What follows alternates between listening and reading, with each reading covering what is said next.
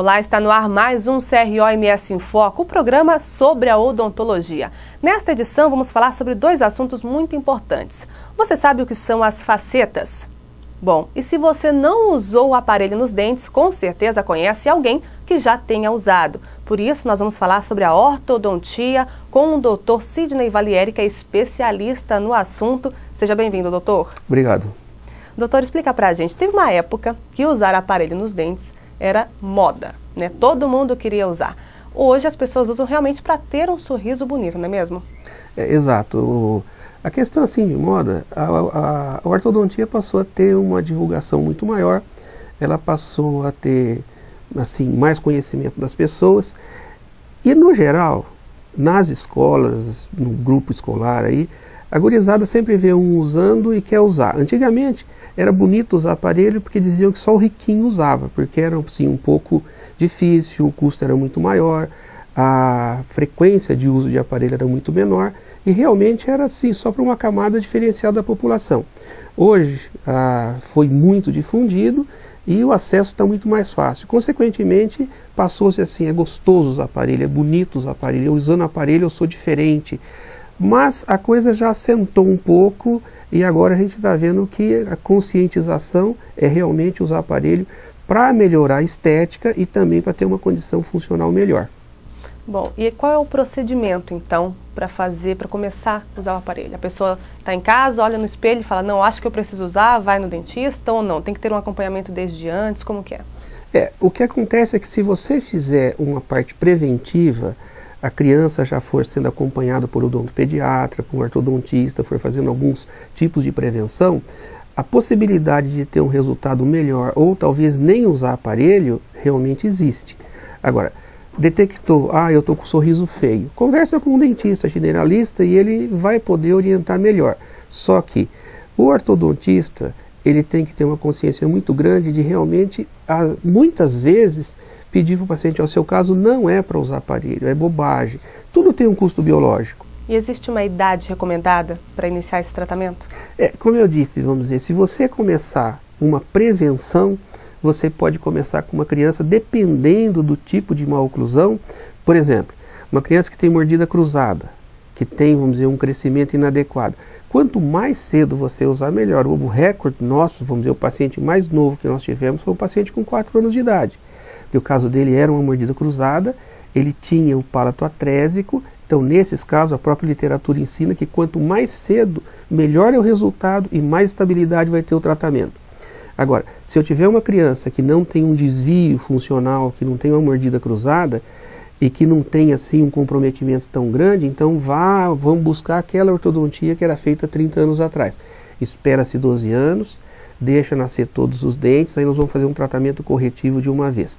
Agora, eu posso usar no adulto? É lógico, desde que ele tenha uma saúde geral boa e também tenha uma saúde periodontal. Mas o resultado é o mesmo? No adulto, inclusive, nós temos assim vários trabalhos que dizem, no adulto procure fazer o mais rápido possível, com o menor custo biológico. Porque nós sabemos que quando você tem um tratamento muito prolongado, no adulto, por exemplo, já tem alguma perda óssea.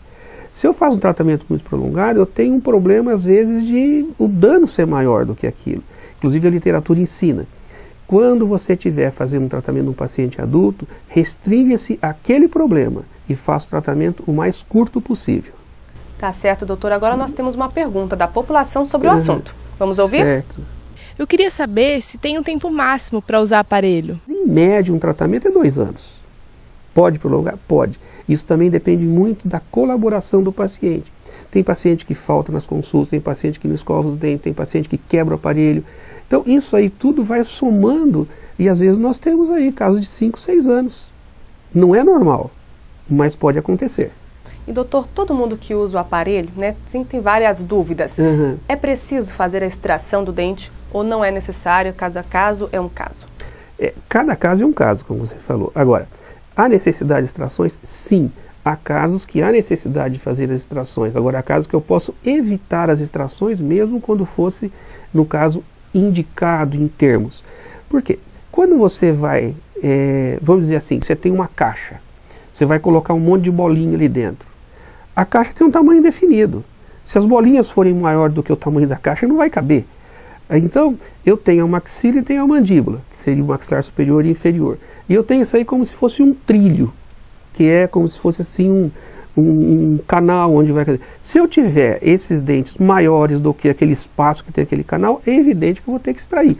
E doutor, usar aparelho para corrigir os dentes, a gente pode dizer que hoje não é só uma questão de estética também, tem a questão de saúde. O dentista é que é responsável em saber que, mais do que a estética, o paciente precisa se preocupar, nós nos preocupamos com a saúde do paciente, com a oclusão do paciente, porque o paciente pode vir a perder um dente, o paciente pode vir a sentir dores, o paciente pode vir a ter um problema que talvez ele não tivesse se não usasse aparelho. Então, o aparelho hoje, apesar de ser uma parte estética que todo mundo procura, nós temos que avaliar muito bem a questão funcional. Tá certo, doutor. Muito obrigada pela participação aqui no CRO-MS em Foco. Eu agradeço a oportunidade e estou à disposição. Obrigada mais uma vez, doutor. E agora nós temos o quadro Ética na Odontologia, sempre com informações sobre o Código de Ética Profissional. Constitui infração ética acumular as funções de perito, auditor e procedimentos terapêuticos odontológicos na mesma entidade prestadora de serviços odontológicos. Prestar serviços de auditoria a pessoas físicas ou jurídicas que tenham obrigação de inscrição nos conselhos e que estejam regularmente inscritas no conselho de sua jurisdição.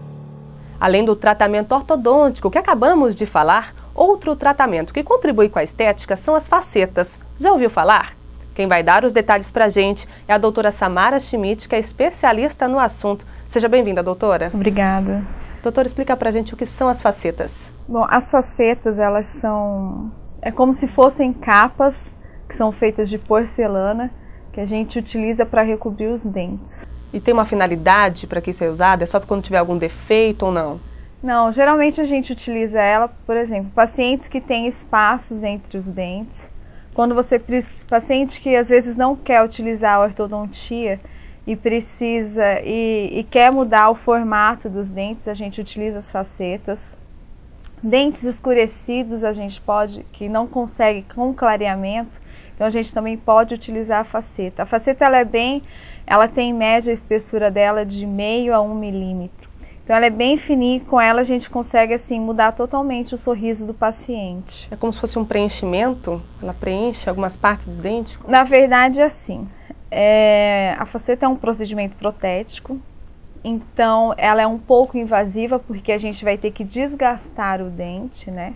Em torno de 0,5 a 1 milímetro, né? A gente vai desgastar tanto em espessura só na parte da frente quanto em altura. Então você desgastando, se um dente for mais para frente com o outro, você desgastar, você consegue alinhar ele com a faceta. Por causa desse desgaste, tem alguma contraindicação?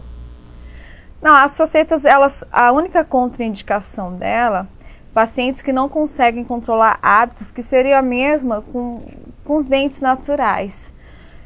Tipo, paciente que rói unha, não vai conseguir ficar sem roer unha. Assim como ele quebra o dente, ele pode vir a quebrar as facetas também.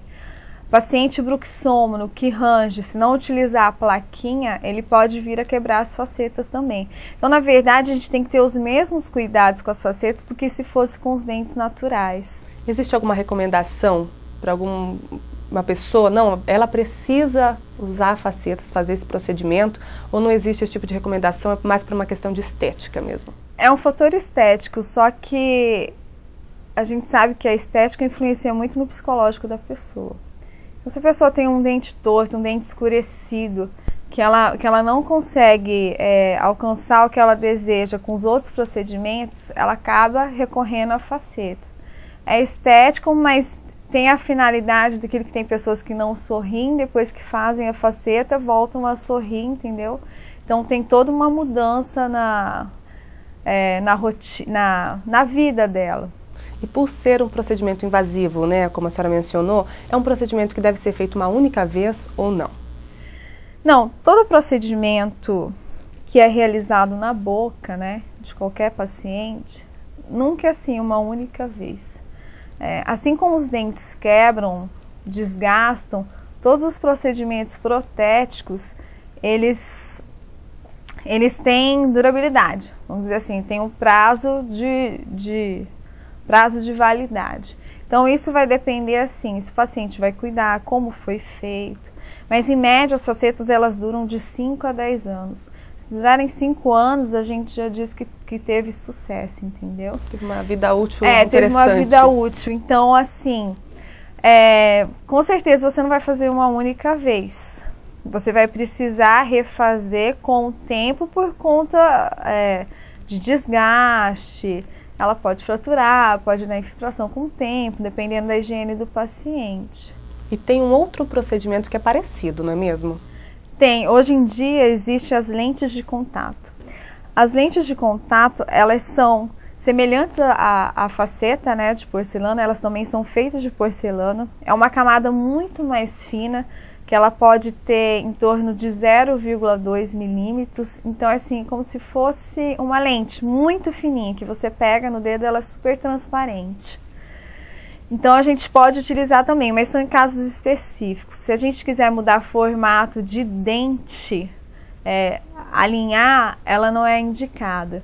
A lente de contato, ela seria mais indicada para aqueles pacientes que têm espaços, né? Para não fazer, assim, grandes transformações. E a durabilidade é a mesma das facetas? A durabilidade é a mesma, em torno de 5 anos, 7, 10 anos. A pessoa deve escolher um procedimento ou outro, ou ela, se ela fizer colocar faceta, ela pode depois colocar uma lente de contato? Como que funciona? Não, a lente de contato geralmente não precisa de desgaste, essa é a diferença. Então a lente de contato, você geralmente é um desgaste assim só para tirar alguma retenção. Então você não é um procedimento invasivo como a faceta. Então assim, a partir do momento que você fez a faceta, é porque realmente tinha indicação de faceta. Então você já desgastou, não tem como fazer a lente de contato. Bom, doutora, muito obrigada pelos esclarecimentos aqui no CRO-MS em Foco. Obrigada eu. Se alguém tiver alguma dúvida, pode encaminhar para o meu e-mail, que é samaraschmidt@hotmail.com. Qualquer dúvida, pode entrar em contato. Pode entrar em contato, assim que possível eu vou responder. Obrigada mais uma vez, doutora. Obrigada. E o CRO-MS em Foco fica por aqui. Para rever o nosso programa, basta acessar o site do Conselho, que é o www.croms.org.br. Lá no site você também encontra outras informações sobre a odontologia. Até o próximo programa.